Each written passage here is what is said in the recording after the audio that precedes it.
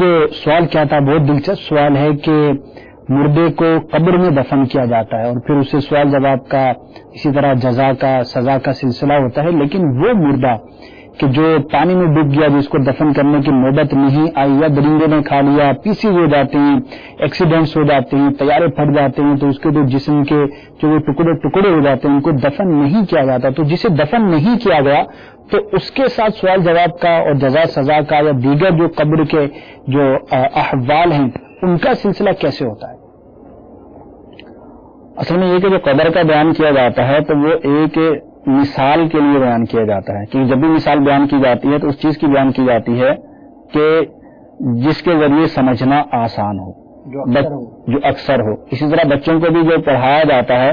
تو وہ ایسی چیزیں الفاظ سکھائے جاتے ہیں، تو ایسی چیزیں ذریعے سکھائے جاتے ہیں جو بچوں کو معلوم ہوتے ہیں، پتہ ہوتے ہیں۔ جس طرح اے فار ایپل سکھایا جاتا ہے تو ایپل کا پتہ ہوتا ہے بچوں کو، اس ایپل کے ذریعے وہ اے کو سیکھتے ہیں، نہ کہ اے کے ذریعے ان کو ایپل کا پتہ چلتا ہے۔ تو اسی طرح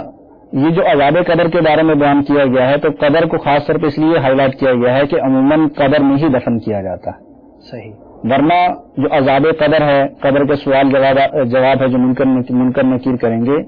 یہ ہر جگہ پر ہوں گے، چاہے بندہ قبر میں دفن کیا جائے یا دفن نہ کیا جائے، چاہے وہ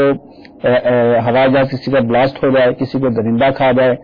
یا مطلب کوئی دریا کے اندر گر کے یا سمندر میں گر کے مر جائے، جہاں پر بھی اس کی جسم کے اصلی اجزاء موجود ہوں گے وہاں پر اس سے سوال و جواب ہوگا، وہی اس کا برزخ ہے۔ اب اس کے بارے میں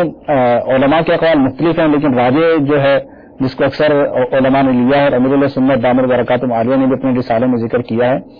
وہ یہ ہے کہ ہر انسان کی ریڑھ کی ہڈی کے اندر ایک چھوٹا سا خلیہ ہوتا ہے جس کو عجب الذنب کہا جاتا ہے،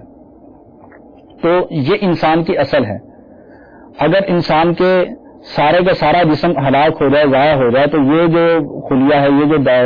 نقطہ ہے، یہ ضائع نہیں ہوتا کبھی بھی، نہ اس کو آگ جلا سکتی ہے نہ اس کو زمین کھا سکتی ہے۔ تو اللہ تبارک و تعالیٰ بروز قیامت جو جسموں کو اٹھائے گا تو وہ اسی نقطے سے، اسی خلیے سے دوبارہ اس پورے انسان کو بڑا کر کے پیدا کر دے گا، اسی سے وہ بڑھے گا۔ تو انسان کی اصل وہ ہے، تو اسی سے سوال و جوابات ہوں گے، اسی سے سب کچھ ہوگا، اسی پر عذاب ہوگا،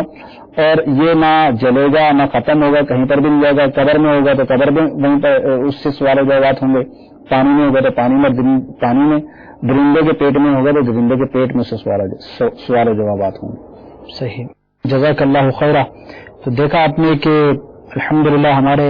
علماء کرام نے، ہمارے بزرگوں نے اپنی کتابوں میں کیا کچھ لکھ دیا ہے۔ واقعی بعض اوقات جب سوال سامنے آتا ہے یا کوئی مسئلہ درپیش ہوتا ہے تو چونکہ ہمیں علم نہیں ہوتا تو لگتا ہے کہ پتہ نہیں اس کا جواب کیا ہوگا، کیسے جواب ہوگا، کیسے دیا جائے گا، لیکن جب علماء کی بارگاہ میں، بزرگوں کی بارگاہ میں حاضری دیتے ہیں تو وہ مسئلے کو یوں ہی حل کر دیا کرتے ہیں۔ تو کتب کے اندر الحمدللہ علماء کرام کی زبانی ہمیں بہت زیادہ رہنمائی ملتی ہے، اور اتنا کچھ بزرگوں نے، علماء کرام نے کتابوں میں، اپنے بیانات میں تحریر فرما دیا، بیان کر دیا گیا کہ ہم ساری زندگی بھی پڑھتے رہیں تو شاید ہمارے لیے پڑھنا، بلکہ یقیناً ممکن نہیں کہ اتنا کچھ جو ہے وہ مواد جو ہے وہ موجود رہتا ہے۔ تو انہی میں سے ایک یہ سوال ہے، عموماً یہ ذہنوں میں آتا رہتا ہے کہ پتہ نہیں اس کا کیا جواب ہوگا، تو الحمدللہ آپ نے اس کا جواب سنا۔